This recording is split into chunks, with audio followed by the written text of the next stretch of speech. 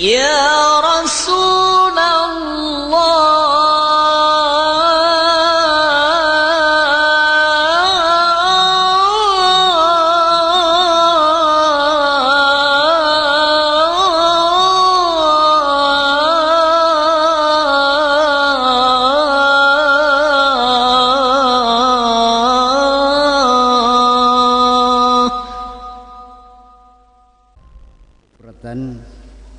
في الرباط 13 من جماد الآخرة سنة 45 و500 من رأى محبا لله azza wa jalla, barang siapa yang melihat seseorang yang mencintai Tuhan. Barang siapa ketemu dengan orang yang mencintai Tuhan, faqad ra'a man ra'a Allah, berarti sama dengan dia telah melihat orang yang telah melihat Allah.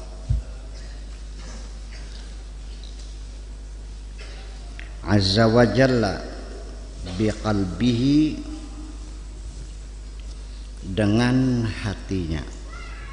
Barang siapa yang melihat orang yang mencintai Allah, berarti dia melihat orang yang melihat Allah dengan hatinya. Dakhala alaihi bisirrihi,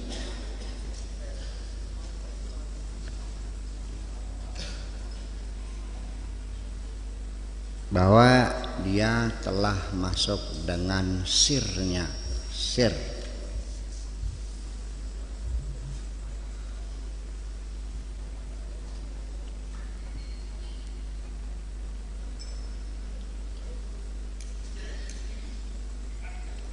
Rabbuna azza wa jalla syai'un mawjudun mar'iyun. Allah itu adalah sesuatu yang wujud, yang bisa dilihat. Allah itu bisa dilihat. Qala Nabi sallallahu ta'ala alaihi wasallam, satarawna rabbakum, kata Nabi, nanti kamu bakal melihat Tuhanmu. Nanti kamu bakal melihat Tuhanmu. Kama tarawna syamsa wal qamara, seperti kamu melihat bulan dan matahari.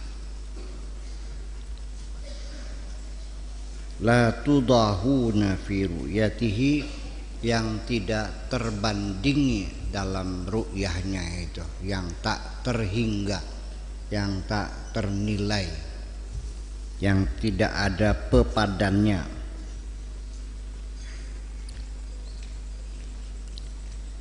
Yara al-yawma bi'ayunil qulub, hari ini di dunia maksudnya orang bisa melihat Tuhan dengan mata hati. Wa ghadan bi'ayunir ru'usi, dan besok akan bisa melihat dengan matamu. Di sini ada hal yang perlu saya jelaskan dulu. Menjadi perbedaan pendapat, tetapi tidak usah dipertengkarkan dan tidak perlu dipertengkarkan, dan tidak ada manfaatnya dipertengkarkan. Ada yang mengatakan melihat Allah di akhirat juga bukan dengan mata, tapi dengan mata hati. Tarallaha bibasiratika la bibasarika, engkau melihat dengan basirahmu, dengan basarmu. Basirah itu mata hati, kalau basar mata kepala. Melihat Allah itu dengan basirah. Oke. Sebagian lagi mengatakan melihat dengan mata.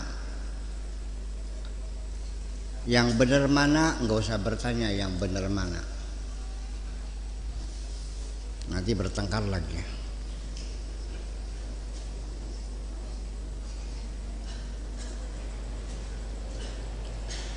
Di dalam Al-Quran masing-masing punya dalil. Punya dalil. Pertama, wujuhu yawma idzin nadhirah ila rabbiha nadhirah. Nadhirah dan nadhirah, bad nadhirah. Nadhirah itu cemerlang. Nanti di hari kiamat wajahmu akan ada wajah-wajah yang bisa memandang Tuhan. Dan wajah itu cemerlang, berseri-seri. Yang jadi masalah di sini diingatkan, walau bagaimanapun engkau melihat dengan matamu atau dengan mata hatimu, saya tidak ada urusan. Yang penting saya cek dulu. Yang mengatakan melihat dengan mata, andaikan kita berhipotesa orang sudah melihat Allah dengan matanya. Ketika saya tanya seperti apa Tuhanmu, ketika jawaban dia tidak seperti apa-apa. Okay. Dan yang melihat dengan mata hati, saya tanya juga seperti apa yang kau lihat. Ketika dia menjawabnya sama, tidak seperti apa-apa, lalu di mana bedanya? Betul nggak? Yang jelas laisa kamitslihi syai'un, tidak ada sesuatu pun yang sama dengan Allah. Allah itu tidak seperti apa-apa. Wa huwas samiul basir, Allah lah yang maha mendengar dan maha melihat. La tudrikul absar wa huwa yudrikul absar. Tidak ada mata yang bisa tudrik itu menangkap. Kalau idrak itu melihat sesuatu dari berbagai sudut. Kalau yara melihat dari satu sisi. Kalau nazara itu melihat dengan mengamati. Absara itu banyak banget ya. Nah, itu kita kadang-kadang menjadi bingung karena istilah-istilah tasawuf ini susah ditransformasikan dalam bahasa Indonesia. Saya terlepas. Orang mengatakan Tuhan punya tangan, oke. Yang dia mengatakan tidak, itu bukan tangan, itu adalah simbol dari kekuasaan. Yadullah fawqa aydihim, bertengkar lagi. Ya, kalau saya waktu itu sudah lahir mah mungkin mereka nggak bertengkar kok. Betul nggak? Cuman saya berlahir soalnya. Ini firman Tuhan, yadullah fauqa aidihim. Tangannya Allah di atas tangan mereka. Sebagian mengatakan tangan itu maksudnya kekuasaan. Yang satu betul-betul tangan, Allah punya tangan. Oke, jangan bertengkar. Ketika saya tanya tangan Allah punya tangan, iya. Seperti apa tangan Allah? Ketika dia menjawab tidak seperti apa-apa, ya betul juga. Ya kan? Gimana lagi? Yang jelas bagaimanapun silakan, yang penting kalau jawabannya tidak seperti apa-apa itu betul.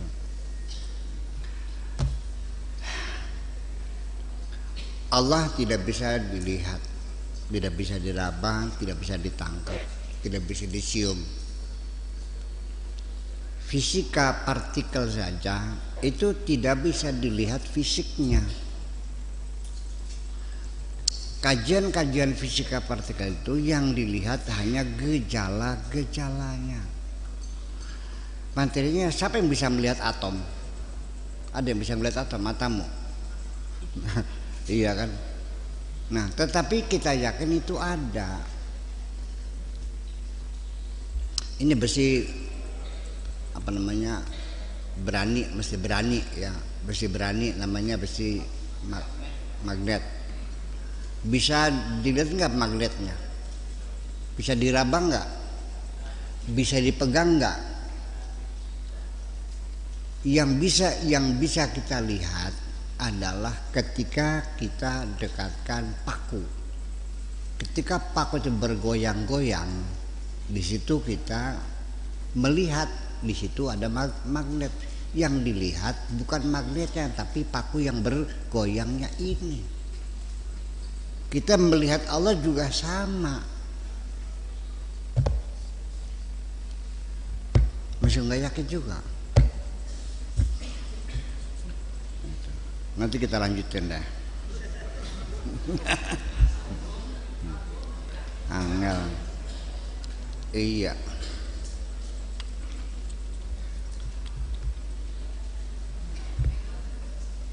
Bukan kolong sama amben. Yang asli ada tuh kolong atau ambennya? Fisik ya, wujudi. Kalau wujudnya amben, wujud adami, wujud nisbi. Dia ada karena ada amben. Ketika kamu masuk kamar, yang kamu lihat kolong atau amben? Bukan kolong, bukan. Nah, itulah mata kita terbalik. Allah tidak terlihat, yang kelihatnya ambennya, yang lihat kolongnya. Kamu ini kolong semuanya nih. Kamu ada karena adanya Allah. Yang kelihatan kolongnya, ambennya nggak kelihatan. Jadi mata kamu yang terbalik sesungguhnya.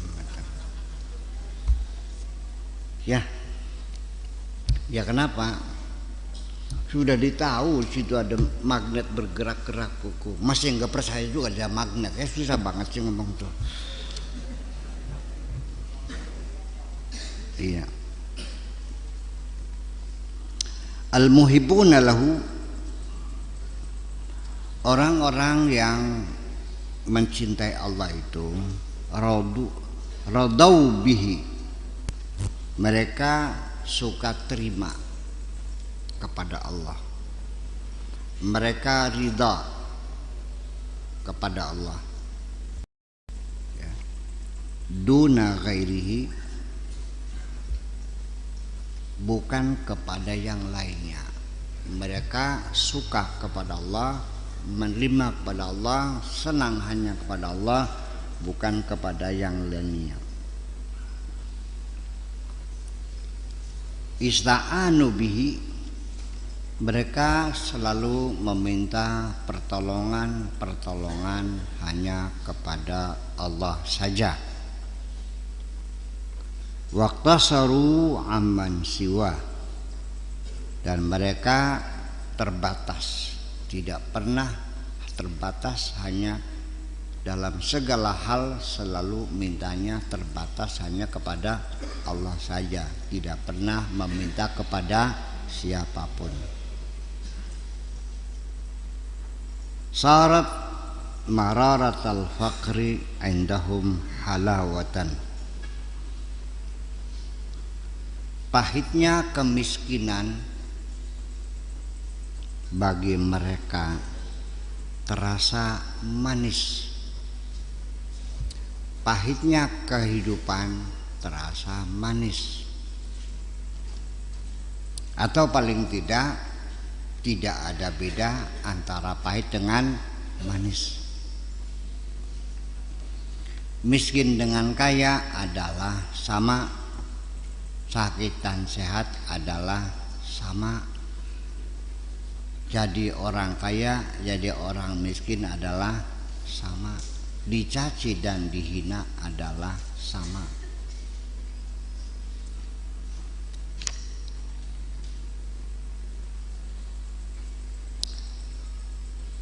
Al-faqru minad dunya indahum, kefakiran itu adalah minad dunya, berawal dari keduniaan, urusan dunia. Indahum, di sisi mereka. Waridha bihi, dan suka kepada dunia indahum juga dari sisi mereka. Iya. Wa tan'imi bihi, merasa nyaman dengan dunia indahum di sisi mereka. Ghinahum fi faqrihim, mereka merasa berkecukupan dalam kemiskinan mereka. Naimuhum, kenyamanan mereka, fi asqabihim, dalam keadaan sakit mereka. Ini kayak bahasa teka-teki semuanya nih. Ansuhum fi wahsyatihim, kedamaian mereka dalam kerinduan mereka. Wa qurbuhum fi bu'dihim, dalam kedekatan mereka dalam kejauhan mereka. Rahatuhum fi ta'abihim, kenyamanan mereka dalam kelelahan mereka. Tuba lakum ya sabra, berbahagialah engkau wahai orang-orang yang bersabar. Ya radina, wahai orang-orang yang ridha kepada Allah. Ya fanina, wahai orang-orang yang telah mencapai tingkat fana. An-nufusihim, dari nafsu mereka. Wa ahwiyatihim, dan hawa nafsu mereka. Artinya sesungguhnya, maksudnya kebahagiaan dan kesengsaraan, kenyamanan dan kesusahan, dunia silih berganti, kadang-kadang senang, kadang-kadang susah, terus berganti. Sebetulnya yang berubah-ubah bukan kehidupan, tapi pikiranmu yang berubah-ubah itu. Ya. Sejak kapan istrimu kelihatan jelek? Sejak engkau sudah tidak mencintainya lagi. Betul?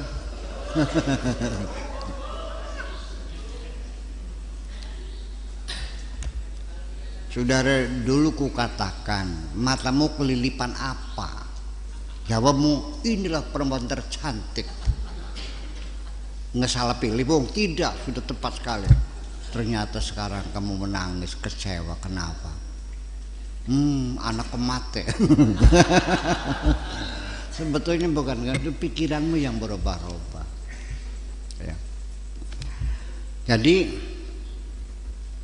sekarang saya mau nanya, ini kalimat yang penting sekali. Rohatuhum fi ta'abihim, mereka merasakan rehat. Rehat bahasa Malaysia artinya santai, istirahat. Itu dalam keadaan mereka ta'ab, kelelahan. Anda pengen mengidamkan hidup santai, betul nggak? Kira-kira tinggal selonjor kan gitu, terus kebat kebut kan gitu. Di rumahnya punya pembantu berapa? Kan di Carmon tuh 26 betul. Kira-kira yang ngisi bak sudah ada, yang nyapu ada, yang ngepel ada, yang nyetir ada, yang masak ada. Kamu tinggal selonjor sama kebat kebut. Pengennya begitu kan? Cepat mati loh. Iya. Dikiranya hidup santai itu bahagia, tidak, Bung. Percayalah. Orang kalau hidupnya santai, kurang gawe, ada satu kegelisahan dalam dirinya. Kolesterolnya keluar, diabetesnya keluar, asam uratnya keluar, gelis mati. Jam tangan saja kalau ditaruh di lemari mati nggak? Kalau yang otomatis mati. Jadi itu perlu digoyang, perlu kerja.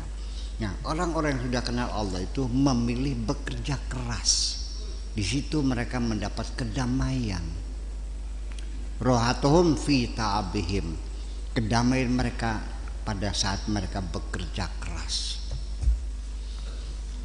Ngomong bener gak nih? Bener, iya. Kalau kamu sibuk sehari-hari, begitu kepala nempel bantal, langsung les tidur, nyenyak tidurnya. Fungsi bantal dari dulu sampai sekarang sama fungsinya. Tempat berlandasnya kepala, betul nggak? Baik kepala orang kaya, orang miskin, pejabat, rakyat sama kan? Tapi walaupun sama-sama di atas bantal, yang tidurnya lelap adalah orang yang jiwanya tenang kok. Paham nggak? Nah itulah, jadi pada akhirnya kita salah paham dan tidak mengerti bahwa pelajaran tasawuf itu bukan ngajak kamu diam, bukan ngajak kamu malas, bukan menjadi fatalis, duduk saja tidak bekerja. Salah paham itu semuanya itu. Saya sampaikan tasawuf adalah bukan untuk berdiam diri dan santai, tapi untuk bekerja keras. Setuju nggak?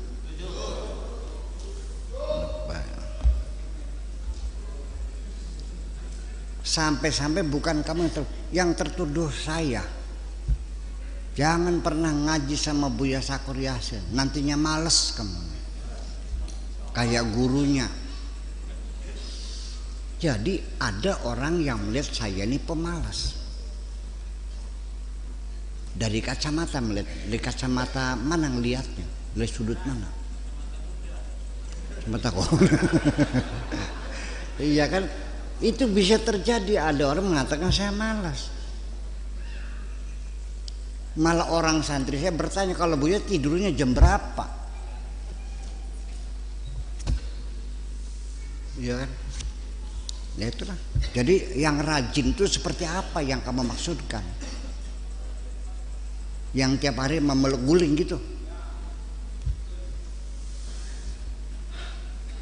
Itulah perbedaan persepsi seseorang, sampai begitu jauh bedanya. Saya nggak ada masalah. Nabi Muhammad kurangnya seberapa? Pernah dia menjahati orang? Enggak. Pernah utang nggak bayar? Enggak. Merepot ke orang? Enggak. Kok mereka melakukan konspirasi ingin membunuh Kanjeng Nabi? Salahnya apa? Itulah. Jadi artinya jangan khawatirlah bahwa selama engkau hidup di dunia itu komentar-komentar itu selalu ada. Ya. Yang penting kau abaikan saja semuanya itu. Nanti saya baca sajak ini apa nih? Kemarin abaikan. Ya, nanti itu. Oke, jadi ketenangan itu dapat kamu dapatkan melalui kerja